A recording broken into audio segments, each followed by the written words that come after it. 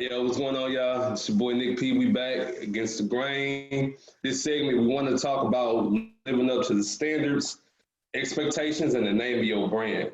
As y'all know, man, we've been building this for about almost going on 2 years now, and constantly we're always trying to align our behaviors with the foundation and core values of who we are when we begin the brand. So I want to open up the panel. Will, I'm gonna start with you. Actually, do you feel we have been living up to the name of the brand? And if we have not, what do we need to do, or what do people need to do to ensure that they're living up to the brand? I think at times we do lose sight of that. We can kind of get a bit too round table-ish, a little too formal, and it kind of lose sight of like the therapeutic aspect of the podcast. Like our whole goal, like the name of it is, that go against the grain. And I feel like sometimes we do things that are more so, and even if it is like your actual thought, I feel like we do things sometimes that are not necessarily outside of the box. It's just what everybody else thinks. It's like, it's not something that goes against the norm. And I think Dre, and I'm gonna give Dre credit for this. Dre always poses the question, what are people getting out of what we're talking about? Right. And that's the main reason for the podcast. It's like we want to portray the therapeutic aspect of the podcast that we get. We want that same therapeutic aspect to be portrayed to the people that are listening. That sounds like a mission statement. That's real, though. That's real. That's real. I don't think you can articulate that any better, honestly. So on the rare chance that Will actually says something great. First He's off, a man of few words, but the bars come heavy. He is a man of few words, but the bars come heavy. I'll give him that. But that's just real, man. I think that's the foundation of core who we are. Like, it all started really, you know what I'm saying, when we were just kind of chopping it up. It was like me, and I ain't trying to omit you by any means, Will, but it was like me, Nick, just having like great ass conversations, you know what I'm saying? Then we used to slide to Beezy house, and then we would have, you know, equally greatest conversations. Well, actually, I used to have great conversations with Beezy as well. And I was like, man, you know, these two dudes are profound. You know what I'm saying? They have a lot of intellect, a lot of insight, and like different perspectives that would be dope collectively. So I'm like, all right, we kind of brought these people together. I ain't saying I brought them together, but I did. The orchestrator. And then for real, like, and then we just start having conversations. And literally we would talk for hours about just dope, raw content. You know what I'm saying? Like, just dopeness. And it's like, when you left out of there, you felt relieved. Like, you know what I'm saying? We had things that were going on heavy in our life at the time. Like, heavy, super heavy. And when we would leave them conversations, it's like, man, you know what I'm saying? I'm not alone type thing. Or like, I feel better from this, or this is therapeutic, or I wish other people in this position who probably don't have access to such dope individuals can have the same experience that I just had with these two men. And then when we brought in Will, it was a wholly different dynamic because, you know what I'm saying, that's our brother too. We were able to get pieces of Will that we didn't even know were there previously, you know what I'm saying? And I feel like it became to be therapy for him as well. So it's like, man, we really want this to radiate to a space to where when people when people hear this, they feel it. You know what I'm saying? It's not just like a entertainment piece, something like that. Although it will be entertainment in some aspect, but I want them to feel it. Like, I want y'all to feel exactly how I felt in that in that instance. So Dre, I want to ask you this, and then BZ, I'm gonna jump to you. But what is the contributing factor for us losing that transparency throughout some of the shows? Is this to me first? Yes, sir. Okay. I think the pressure to create more content that was inorganic.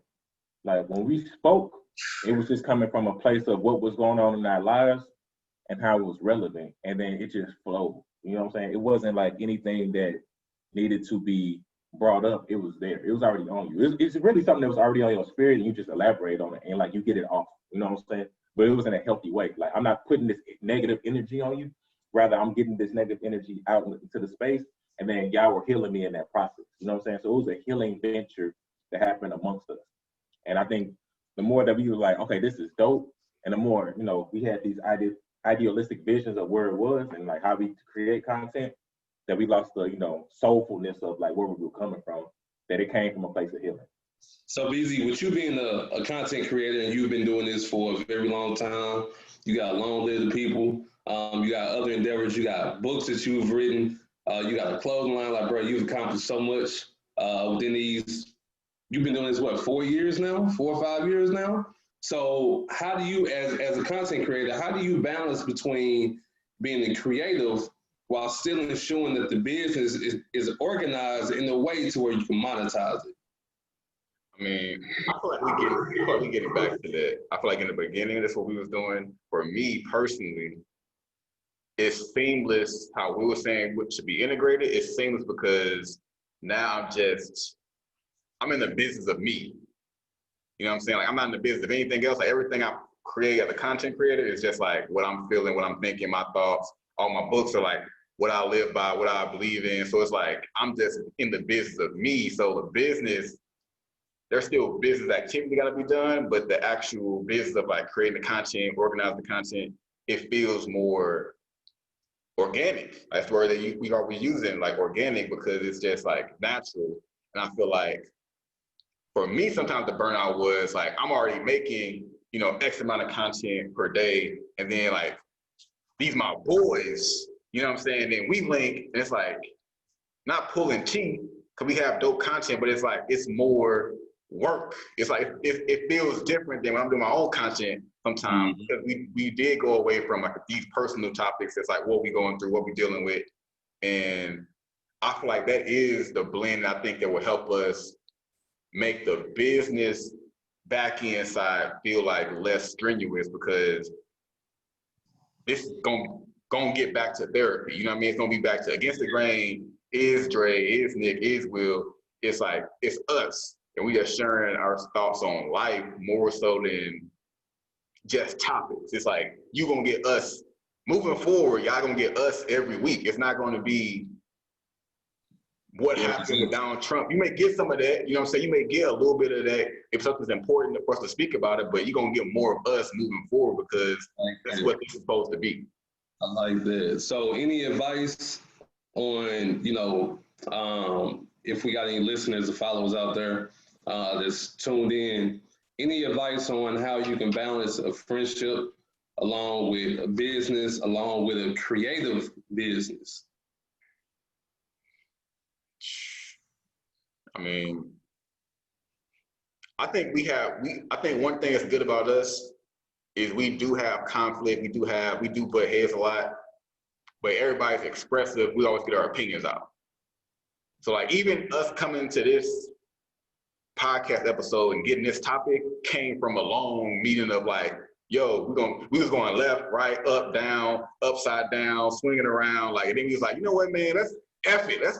Let's just tell them what's going on. Like, this is what we doing. This is what we dealing with. You know what I mean? And it's like, now we here. So if you in business with your boys or your ladies, like, as a content creator, it starts with just being you and being comfortable, being vulnerable. Because this is a transparent episode. Like, we really being like, it's not like scripted. This is like what's going on right now. We trying to figure it out. We trying to figure out what we gonna do moving forward, how it's gonna flow.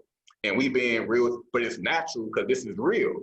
Yeah. And anybody who wants to do YouTube or a podcast on Anchor or Facebook or Instagram, it's like, man, all you gotta do is just be 110% real. And I'm almost certain this podcast is gonna do way more numbers than our previous podcast, because it's gonna seem more personal. They're gonna connect with who we are as people. So you know what, bro, it's interesting, because I think throughout this entire journey, especially 2020, when we had the addition of Will, I think Will was always the one in the most interesting position, because he came in at a time to where, like, we already started the podcast, but we was going through those burnout transitions. So Will, with you being a newer member, even though you always been with the family, but with you being a newer member, bro, how did you have to adjust every time when we would try to link or try to record and we had those burnout sessions? What was your adjustment like? I think by the time we had our first burnout, I was more so trying to figure out, like, okay, what's the next move? Like, how do we come back from this? Like, is this going to be something that, you know, is continuous? Is this going to be something that, or is this just something we do every once in a while? I mean, because like the first time y'all had me on as a guest, and like that, y'all know me. I'm not much of a talker. I don't do a whole lot of expressing about how I feel.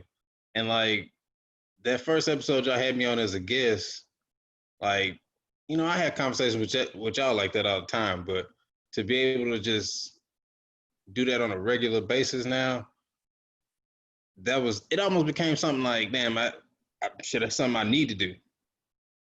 And like those burnout peers was damn like, damn, these niggas trying to deprive me. You know what I'm saying? Trying to have me depressed out here. Suppress my greatness. Oh, baby, come on, let me get one of them podcasts, baby. Come on, baby, let me do a little recording one time, baby. No doubt. And you know what? I believe that, you know, BZ, bro, I agree with you. Like, this is probably the most transparent, vulnerable that we've been in front of our followers probably since we started it almost 2 years ago, bro. You know what I'm saying? So it's like now moving forward, like what I want to let our followers know is you're going to get that transparency. You're going to get that organicness. You're going to get that just raw ATG conversations like y'all are accustomed to having early on when you began to really support us, man. So we thank you for the followers that do support us, share our content, as well as give us feedback every time we drop something. And we are on our way to that 100,000. Dre, what was that number? 200 billion trillion? Yeah, 200 million trillion followers that we got. Hey, look, we on our way. We on our way to get it, man. We appreciate y'all. Hey, Will, tell them, bro, what they need to do after this podcast. Bro. Hey, y'all know what to do. Y'all go ahead and hit that like and subscribe button. Leave some comments. If y'all got anything to let us know, please do. And then go follow us Twitter, Instagram. Okay. Not only those two, but Facebook also at ATG Pod 3. And I want y'all to remember this. Anything that you need to change, you got to go against the grain. Oh, that's a bar. the camera, BZ. Cut it off.